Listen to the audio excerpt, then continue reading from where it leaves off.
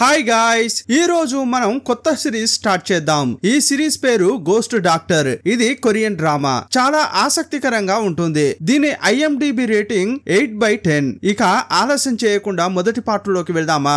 అంతకంటే ముందు welcome to drama.com. ఈ ఛానల్ కు కొత్తగా వచ్చిన వారైతే తప్పకుండా సబ్స్క్రైబ్ చేసుకోండి. కట్ చేస్తే ఒక పేషెంట్ ను హాస్పిటల్ కు తీసుకొస్తున్నారు. హాస్పిటల్ లో ఉన్న ఎంప్లాయ్ ఏం చెప్తున్నాడంటే, ఇప్పుడు సర్జన్స్ ఎవరూ లేరు, ఇతన్ని వేరే హాస్పిటల్ కు తీసుకెళ్ళండి అని చెప్పాడు. అప్పుడు పేషెంట్ యొక్క కూతురు బతిమిలాడుతోంది. ప్లీజ్ ఎలాగైనా చేసి మా నాన్నను బతికించండి అని బతిమిలాడుతోంది. కానీ ఏమీ పట్టించుకోకుండా ఇక్కడ నుంచి వెళ్లిపోండి అని అంటున్నారు. సీన్ కట్ చేసి తలపై తెల్లని కర్చీఫ్ పెట్టుకున్న ఒక లేడీని చూపించారు. అప్పుడు ఆమె ఏమంటుందంటే, మనకు కష్టం వస్తే దేవుని దగ్గరికి వెళ్తాం, కానీ దేవుడెవరు మనకు సాయం చేయనప్పుడు దెయ్యమైనా సాయం చేయదా అని మన మనసు అనుకుంటుంది. అలా అంటున్న క్రమంలోనే హీరో ఎంట్రీ ఇచ్చాడు. అక్కడ ఉన్న వాళ్ళు బాధ్యత లేకుండా సమాధానం ఇచ్చారు కదా, అది హీరోకు చాలా బాధ కలిగించింది. మనమంతా డాక్టర్లం, రోగుల ప్రాణాలను కాపాడడమే మన బాధ్యత.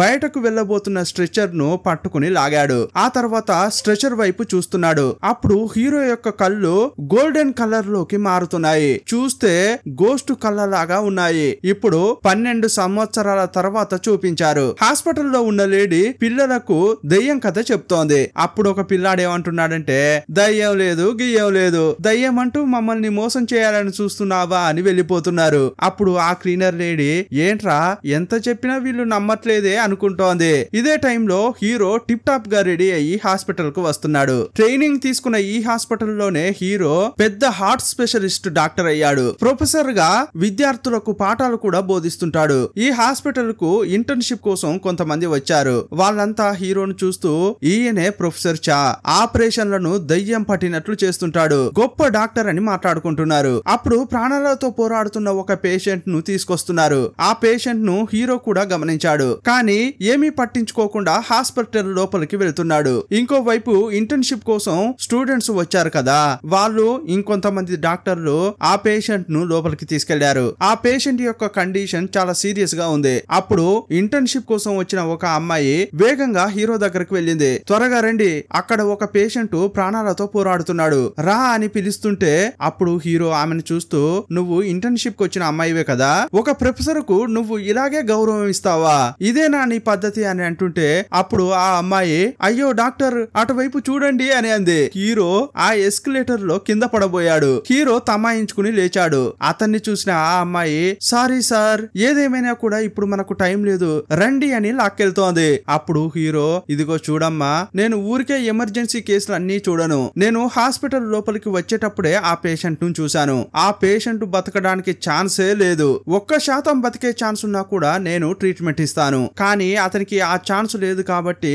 ట్రీట్మెంట్ చేయను అని వెళ్ళిపోతున్నాడు. ఆ అమ్మాయికి ఏం చేయాలో అర్థం కాలేదు. ఆ పేషెంట్ దగ్గరికి వస్తోంది. చూస్తే అప్పటికే అతడు చనిపోయి ఉన్నాడు. పేషెంట్ చనిపోయాడని అతన్ని అంబులెన్స్ లో ఎక్కించుకుని తీసుకెళ్తున్నారు. సీన్ కట్ చేస్తే హాస్పిటల్లో ఉన్న డాక్టర్లంతా మీట్ అయ్యారు. నెక్స్ట్ ఏమేం సర్జరీలు చేయాలో అని మాట్లాడుకుంటున్నారు. ఈ హాస్పిటల్లో చీఫ్ డాక్టర్ అయిన బ్యాన్ అనే అతడు చేసిన ఆపరేషన్ ఫెయిల్ అయింది. దాని గురించి మాట్లాడారు. దాన్ని కరెక్ట్ చేసి ఇంకో ఆపరేషన్ చేయాలని అంటున్నారు. అప్పుడు హీరో చీఫ్ బ్యాన్ ను చూస్తూ, మీకు ఆ ఆపరేషన్ చేయడం తెలియలేదంటే ఎందుకు చేశారు, ఇలా అవమానపరిచేలా మాట్లాడాడు. ఆ తర్వాత ఇంకో పేషెంట్ గురించి చెప్తున్నారు. అతని కేస్ షీట్ చూశారు. అతనికి హై బీపీ ఉంది. 70 ఏళ్లకు పైపడిన ఆ పేషెంట్ కు పక్షవాతం కూడా ఉంది. ఈ విషయాలన్నీ హీరో యొక్క అసిస్టెంట్ చెప్పాడు. ఇంకా ఏమన్నాడంటే, నేనిచ్చే సలహా ఏంటంటే, ఆ పెద్ద ఆయనకు ఆపరేషన్ చేయడం చాలా డేంజర్, ఒకవేళ ఆపరేషన్ చేసిన హార్ట్ అటాక్ వచ్చి చనిపోయే ఛాన్స్ ఉందని ఆ అసిస్టెంట్ అన్నాడు. సీన్ కట్ చేస్తే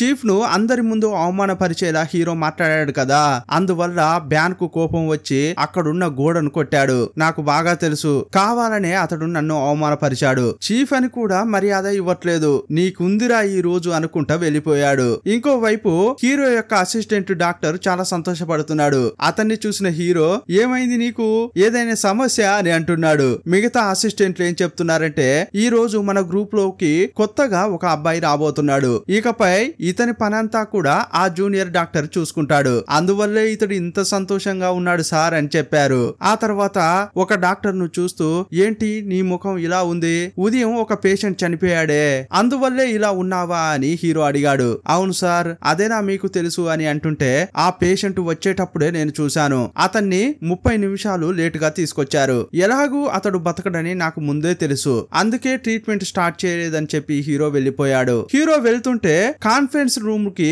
టీ షర్ట్ వేసుకున్న ఒక అబ్బాయి వచ్చాడు. ఇతడే ఈ సిరీస్ యొక్క సెకండ్ హీరో. ఇతడే హీరో యొక్క టీమ్ లోకి వచ్చిన కొత్త ఇంటర్న్షిప్ అబ్బాయి. హీరోను చూస్తూ, హలో సార్, మీరే ప్రొఫెసర్ చానా, మీ గురించి చాలా చెప్పారు. మీరే ఈ హాస్పిటల్లో బెస్ట్ డాక్టర్ అట కదా. మీరు ప్రొఫెషన్ లో బెస్ట్, కానీ క్యారెక్టర్ లో అంతగా కాదట కదా అని అంటున్నాడు. ఎప్పుడూ కోపంగా ఉండే హీరో ఇతని మాటలు విన్న తర్వాత ఇంకా రగిలిపోయాడు. ఇంకా ఏమంటున్నాడంటే, ఇదిగో చూడండి డాక్టర్, మీకు ఆపరేషన్ లో ఏదైనా హెల్ప్ అయితే నన్ను సంకోచం లేకుండా అడగొచ్చు, నేను హెల్ప్ చేస్తా అన్నాడు. ఆ తర్వాత ఈ టీమ్ లో అమాయకుడైన డాక్టర్ ఒక ఆయన ఉన్నాడు. అతని పేరు కిమ్. అతన్ని చూసి బాయ్ బ్రదర్ అని చెప్పి వెళ్లిపోయాడు. అప్పుడు హీరో ఆ అమాయక డాక్టర్ ను ఒక రూమ్ కు తీసుకొచ్చాడు. ఎవడు వీడు, ఇతనికి నీకు సంబంధం ఏంటి అని అడిగాడు. అతడు భయపడిపోతూ, సార్, అతడు నాతో పాటే యూజీ చదివాడు, ఇతడే చైర్మన్ యొక్క మనవడు సార్ అని చెప్పాడు. అప్పుడే హీరోకు ఇంకో విషయం తెలిసింది. ఈ కొత్త అబ్బాయి వాళ్ళ తాతయ్య యొక్క ఇన్ఫ్లుయెన్స్ తోనే ఈ హాస్పిటల్ లోకి వచ్చాడని. ఈ ఇంటర్న్షిప్ లో కూడా జాయిన్ అయ్యాడు. వెంటనే కోపంగా చీఫ్ బ్యాన్ దగ్గరికి వెళ్ళాడు. ఏమనుకుంటున్నారు మీరు, చైర్మన్ మనవడైతే సెలెక్ట్ చేస్తారా? ఈ విషయం మిగతా వాళ్ళకు తెలిస్తే ఏమనుకుంటారు అని అరిచాడు. అప్పుడు లోపలికి డిప్యూటీ డైరెక్టర్ వచ్చాడు. ఆ కొత్త అబ్బాయి యొక్క కజినే ఇతడు. హీరోను చూస్తూ, సార్, మీరేమీ కోప్పడకండి, ఆ కుర్రాడు ఇంకా పిల్లాడిలాగే ప్రవర్తిస్తుంటాడు, ఎలాగైనా చేసి మీరే వాణ్ణి దారిలో పెట్టాలి అని అన్నాడు. సీన్ కట్ చేస్తే హీరో తన పేషెంట్ ను చూడ్డానికి వచ్చాడు. హీరోతో పాటు అతని టీమ్మేట్స్ కూడా వస్తున్నారు. చైర్మన్ యొక్క మనవడైన ఇంటర్న్షిప్ అబ్బాయి కూడా వచ్చాడు. అతన్ని చూడగానే హీరో ఆ కుర్రాన్ని టార్చర్ చేయాలని అనుకున్నాడు. ఒక్కో పేషెంట్ ను చూస్తూ మెడికల్ కండిషన్ చెప్తున్నాడు. కానీ అతడేమో హీరోకే టఫ్ ఇచ్చేలా మాట్లాడుతున్నాడు. హీరో అడిగే ప్రశ్నలకు టక్కున సమాధానాలు చెప్తూనే ఉన్నాడు. ఈ కుర్రాడు మామూలోడు కాదు. చదువుకునే టైంలో ప్రొఫెసర్ ను ప్రశ్నల మీద ప్రశ్నలు అడిగి అతన్నే కన్ఫ్యూజ్ చేసేవాడు. ఈ విషయం ఆల్రెడీ హీరోకు తెలిసిందే. ఆహా, వీడు నాకే చుక్కలు చూపిస్తున్నాడే అని హీరో అనుకున్నాడు.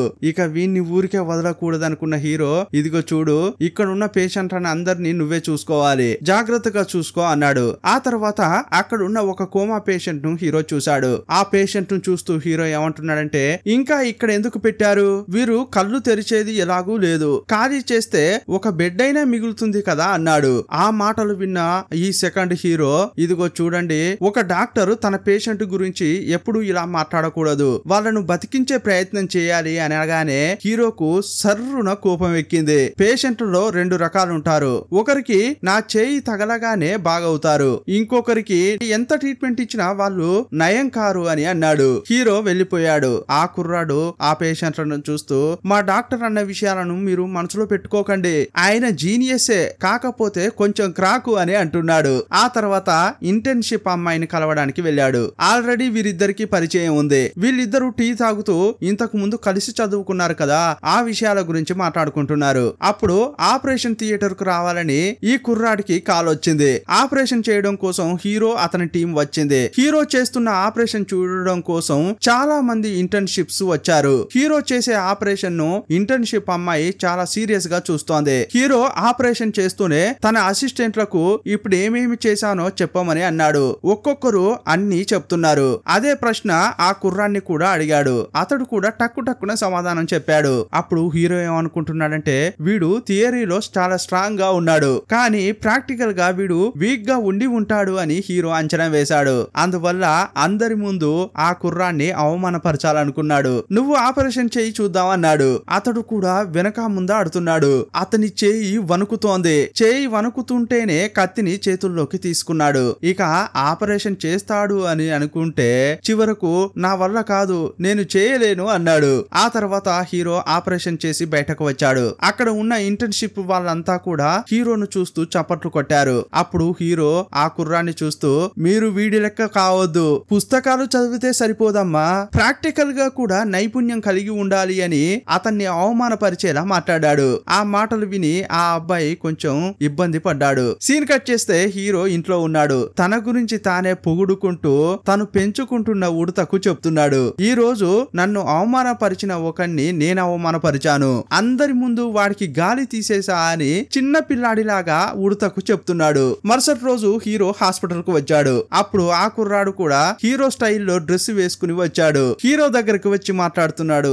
ఉదయమే వీడి ముఖం చూసానా, వీడి ముఖం చూడొద్దు అని క్యాంటీన్ కు వెళ్తున్నాడు. హీరో వెళ్తుంటే హీరో వెనకే అతడు కూడా వచ్చాడు. అక్కడ చూస్తే ఒక అమ్మాయి ఉంది. ఈమెనే హీరోయిన్. హీరోకు ఆల్రెడీ హీరోయిన్ తెలుసు. ఆమెను చూడగానే ఎవరినైతే చూడకూడదని అనుకున్నానో ఆమెనే చూసానా, చి ఈ కాఫే తాగబుద్ధి కావట్లేదు అని డస్ట్ బిన్ లో వేసి వెళ్లిపోతున్నాడు. ఇదంతా సెకండ్ హీరో చూశాడు. మా సార్ ఎందుకు ఇలా చేస్తున్నాడు అని అతడు అనుకున్నాడు. సీన్ కట్ చేస్తే డైరెక్టర్, ఆ పెద్ద ఆయన, అతని కొడుకు ఉన్నారు. అక్కడికి చీఫ్ బ్యాన్ కూడా వచ్చాడు. హీరోతో ఏమంటున్నారంటే, నువ్వు ఎలాగైనా చేసి చైర్మన్ కు ఆపరేషన్ చేయాలి, చేస్తావు కదూ అని కన్విన్స్ చేయడానికి ప్రయత్నిస్తున్నారు. మెడికల్ రిపోర్ట్ చూసిన హీరో, ఆపరేషన్ చేస్తే ఆయన బాడీ తట్టుకోలేదు, మీరు మీ నాన్నను బాగా చూసుకోవాలని అనుకుంటున్నారు, అందువల్ల నేను నా కెరియర్ ను పనంగా పెట్టలేను, నన్ను ఫోర్స్ చేయొద్దు అని అన్నాడు. ఆ తర్వాత ఆ వారసుడైన కుర్రాన్ని చూస్తూ నువ్వు ఎమర్జెన్సీ రూమ్ కు వెళ్ళమని చెప్పాడు. హీరోకు బాగా తెలుసు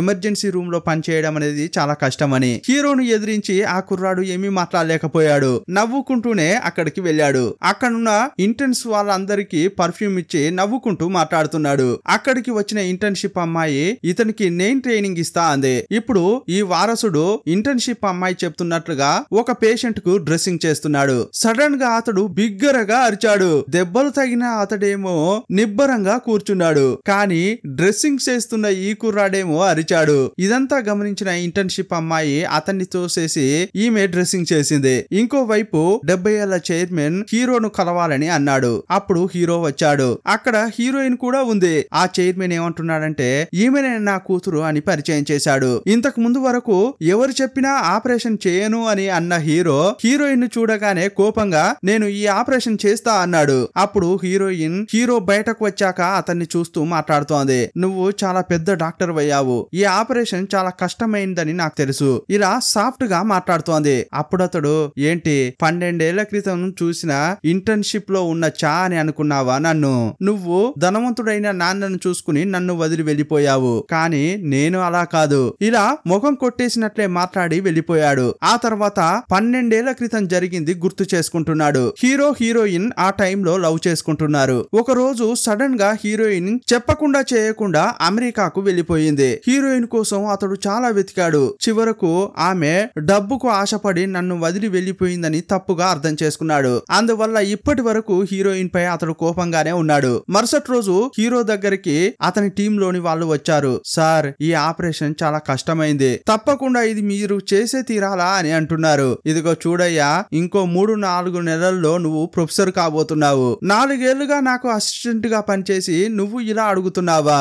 సరేరా అని ఆపరేషన్ థియేటర్ కు తీసుకెళ్లాడు. చైర్మన్ కు హార్ట్ ఆపరేషన్ చేస్తున్నాడు. హార్ట్ లో ఉన్న క్యాన్సర్ కణాలు బ్రెయిన్ కు వ్యాప్తి చెందకుండా అతడు ఆపరేషన్ చేస్తున్నాడు. చైర్మన్ యొక్క హార్ట్ ను బయటకు తీసి ఆపరేషన్ చేసి మళ్ళీ బాడీలో పెట్టాడు. ఆపరేషన్ సక్సెస్ అయింది. ఇంకోవైపు రోడ్ లో అంబులెన్స్ వేగంగా వస్తోంది. హీరో యాక్సిడెంట్ అయ్యి కారులో మైకంలో పడి ఉన్నది చూపించారు. ఇప్పుడు చిన్న ఫ్లాష్ బ్యాక్ చూపిస్తున్నారు. కొంచెం సేపటి క్రితం హీరో చైర్మన్ కు ఆపరేషన్ చేశాడు కదా, చైర్మన్ కళ్ళు తెరవడం కోసం హీరో వెయిట్ చేస్తున్నాడు. అప్పుడు అసిస్టెంట్ డాక్టర్ వచ్చి, సార్ మీరు వెళ్తే వెళ్ళొచ్చు, నేను చూసుకుంటాను అన్నాడు. లేదు లేదు నేనే చూసుకుంటా అని హీరో అన్నాడు. కానీ అతనికి ఒక మెసేజ్ వచ్చింది. సరే మీరు చైర్మన్ ను చూసుకోండి, నేను బయలుదేరుతున్నా అని హీరో వెళ్తున్నాడు. నెక్స్ట్ సీన్ లో చూస్తే హీరో స్టీరింగ్ పై మైకంలో పడి ఉన్నాడు. అదే టైంలో సడన్ గా కారులోంచి బయటకు వచ్చాడు. బయటకు వచ్చి చూస్తే అక్కడ చాలా మంది ఉన్నారు. ఒక ఆయన ప్రాణాలతో పోరాడుతున్నాడు.